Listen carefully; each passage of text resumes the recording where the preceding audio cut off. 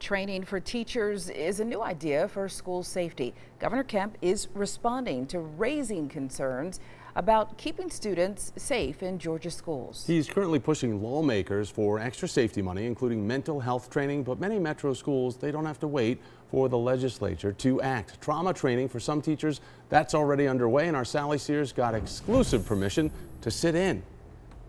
They have a hard time verbalizing what's happened to them, but they're very good at showing you. Many students show the trauma in their lives by fighting in school. 3 or 4 fights each week last year broke out here before Jennifer Packard arrived.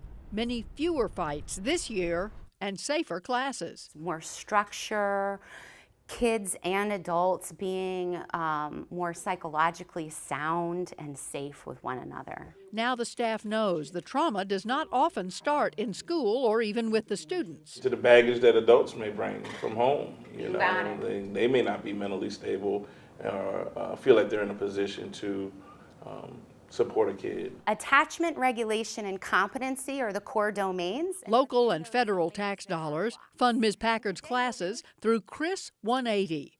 It's an Atlanta nonprofit whose mission is mental health support for children and families and communities across metro Atlanta. Ms. Packard trains with a rubber ball used like a mine, a symbol of emotions exploding when students and teachers lose their cool. Because when we flip our lid, we lose our how. She demonstrates ways for teachers to handle raw emotions. If we can reach one teacher that is really applying these principles in their work, we are reaching hundreds of students. Elisa Simmons is a believer. She saw a fight brewing in her 6th grade math class.